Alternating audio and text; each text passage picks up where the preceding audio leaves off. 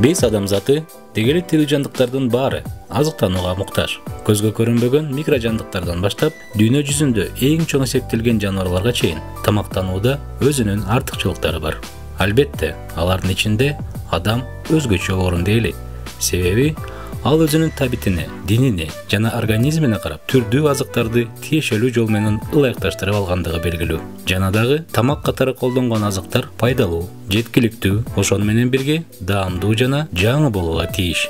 Бирок биз жаңы доордо технологиялар өнүгүп жаткан мезгилде табигый азыктарды химиялык кошулмалар менен өндүрүлгөн жасалма организмге эбегейсиз зыяны бар тамактарга алмаштыруудабыз. Мындан келди суроо жаралат. Анда биздин организмге эмне зыян жана эмне пайдалуу? Канткенде биз туура тамактанабыз. Анын бизге кереги барбы же жокпу? Туура тамактануунун пайдасы эмнеде? Туура тамактануунун эң эле пайдасы бул организмде клеткалардын өнүп өсүшүнө аябай чоң таасирин берет. Туура тамактануу бул ар бир органдын иштөө функциясын жакшыртат. Ошону менен биргеликте ден соолуктуу өмүр сүрүшүбүзгө кепилдик десек болот. Эртең мененки тамактануубуздун өлчөмү эки алакаңызчалык болуш керек. Ошондой эле биз аз-аздан 5 балдар тамактанганыбыздын ортолугунда шамшу метме ашказанды алдамай перекустар болот.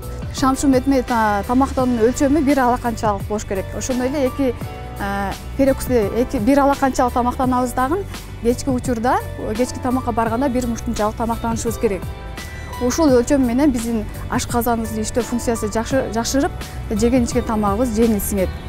Туура тамактанууда рационду болуп бизге толуктап берет 45% бул көмүрсутектери болуш керек бир күндүк рационубузда. Анткени көмүрсутек бизге энергия берет, күч берет. Ал 45% болуш керек. Ал эми 30% бул белоктуу продуктулар түзөт. Булар бир организмди түктөгөн, бул организмде эң негизги клеткалар бөлүнүп чыгышына шарттаган белок болуп түзүлөт. Ал 30% болуш керек. Ал эми май 15% болуш керек. Май бул биздин гормондорубуз синтезделип, гормондор жакшы ишин аткарууга жардам берет.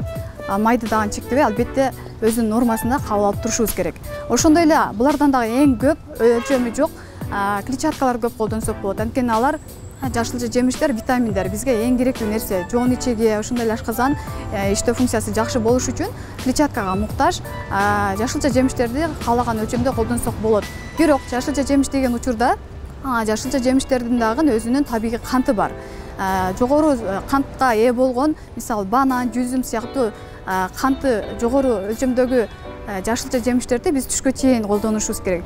Түшкө чейин бизде метаболизм жакшы жүрөт дагы, кандай жама тамак жесек дагы анын калориясы метаболизм жакшы жүргөндүктөн өзүнөн өзү короп кетет.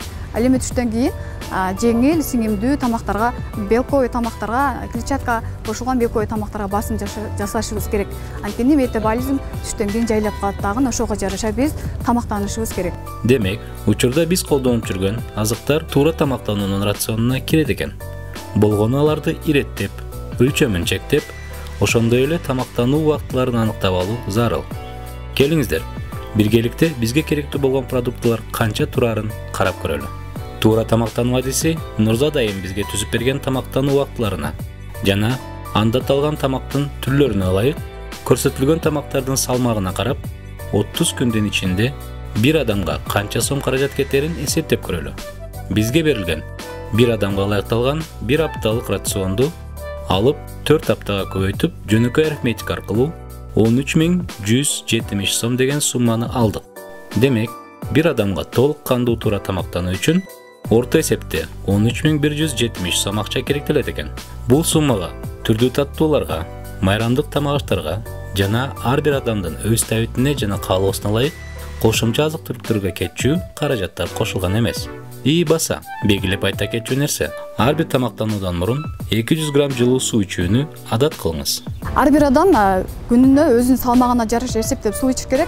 Мисалы, менин салмагым 50 кг болсо, 50-нү 30 мг көбөйтсөм, менин примерно салмагыма жараша 1,5 литр суу дал келет, эсептелинет.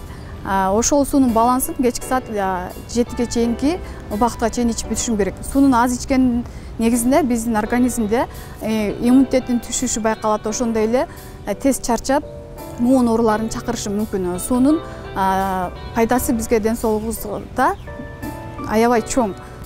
ар бир адам өзүнүн салмагына жараша туздун мисалы же майдын же болбосо канттын өлчөмү болот. Дени сак чоң адамдарга күнүнө 5 граммдан ашпаш керек туздун өлчөмү. Эгерде кантты күнүнө чоң адамдар 50 граммдан ашырган болсо, анда бизде канттын деңгээли өсүп, бизде инсулин резистенттүүлүк пайда болушу мүмкүн. Биздин бир күндүк жеген рационубузда май дагы албетте болуш керек. Өзүнүн өлчөмүндө зайтун майы, зыгыр майы, ошондой эле өсүмдүк тазаланбаган майлар кирет. Булардын өлчөмү бир күндө бизге 30 граммдан 50 граммга чейин болуш керек. Бул дегенде кичинекей 2 кашык. Кыргыз Республикасынын Улуттук статистика комитетинин Ноокат районундагы бөлүмүнөн алынган маалыматка ылайык, Ноокат районунун жашоочуларынын алган орточо айлык маянасы өсүп келип, 2023-жылдын январь айында 22.600 сомдук көрсөткүчкө жеткен. Бул Ноокат районундагы бардык ишканалардан алынган маалымат боюнча аныкталган көрсөткүч. Мындан келди, биздин ай сайын тапкан акча чындыгында биз туура тамактанууга керектүү болгон азыктарды камсыз кылууга жетиши мүмкүн экен. Бирок, орточо көрсөткүчтөн аз тапкан үй-бүлөлөргө бул кыйындык жаратары шексиз. 4 баладан турган үй-бүлөнү камсыз кылуу үчүн бир үйдө жок дегенде 2 киши жумуш менен камсыз болушу зарыл экен. Башкача айтканда, Ноокатта жашаган үй-бүлөнүн киришеси 45 000 сомдон жогору болууга тийиш. 314 000ден ашуун калкы бар көп улуттуу Ноокат районунда тамактын 1000 деген түрү жасалат. Тамактын түрдүүлүгүнө жараша оорунун да 99 түрү пайда болууда. Ошондуктан дарыгерлер бизди туура тамактануу аркылуу эртеңки дени сак келечегибизди курууга чакырышууда. Элибизде айткандай, бүгүнкү аракетибиз эртеңки келечегибиз. Эгерде туура эмес тамактанып, көп учурда азыркы учурда жеген ичкен тамагыбыздын 90% жарым фабрикатталган тамактар болуп калбадыбы?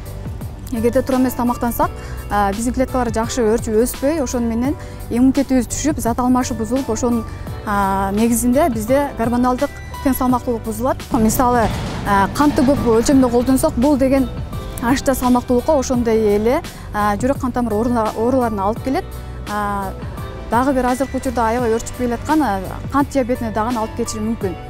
Ошондой эле ышталган тузлуу тамактарды жесек, бул деген бизде рак клеткаларын ойготууга себепкер болот дагы, ошону менен биргеликте бөйрөк ооруларына алып келиши мүмкүн. Ар бир адам өзүнүн салмагына жараша ар бир тамактын калориясын кабыл алыш керек да. Эгерде туздуу тамактарды көп колдонгон болсок, биздин эң эле алгач бөйрөгүбүз жабыркайт. Анан бизде ашыкча шишиктер пайда болушу мүмкүн. Биздин ден соолукка зыян келтирген тамактардын атын атап өтсөм, булар онго жакын. Булар тез даярдалуучу тамак аштар, фастфуд, ошондой балдар сүйүп жеген чипс, крешка, андан кийинки маргарин майы, аялдар ар дайым колдонуучу бул тоңтурулган маргарин майы дагы транс майга кирет. Бул дагы зыян аябай. Ошондой эле дагы да иштелип чыккан эттерди толуктаган бул сосиска, колбасалар кирет. Андан сырткары бизге эң эле зыян бул майонез. Биз салаттарды кооздоп көп колдонгон майонез дагы аябай зыяндуулугу жогору. Андан сырткары биз күнүмдүк суусундук катары колдонуп жаткан бул газдалган суусундуктар, булар дагы жарым фабрикатталган, буларга дагы аябай өлчөмдө чоң кант кошулат дагы. Биздин жүрөк кан тамыр ооруларга эң жогорку деңгээлде зыянын тийгизе турган азыктардын катарын толуктайт. Мен атап айткан азыктарды бир күндүк рационубузга эң пирамиданын, тамактануу пирамидасынын эң жогорку кичинекей катмарына коюшубуз керек. Негизи эле тамактануу рационубуздагы пирамиданын эң чоң бөлүгүндө, түгүндө бизде көмүрсутектик тамактар болуш керек. Андан кийин жашылча жемиштер, андан кийин май, андан сүт азыктары эң жогорку катмарына, ушул жарым фабрикатталган зыяндуу тамактарды кичинекей катмарына коюп койсок болот. Ооруну дарылоого караганда анын алдын алуу алда канча оңой жана үнөмдүү деп эсептейм. Андыктан өзүңүздү жана үй-бүлө мүчөлөрүнү организмине керектүү болгон белоктор, пайдалуу майлар, көмүрсутектер менен камсыздоону колго алыңыз.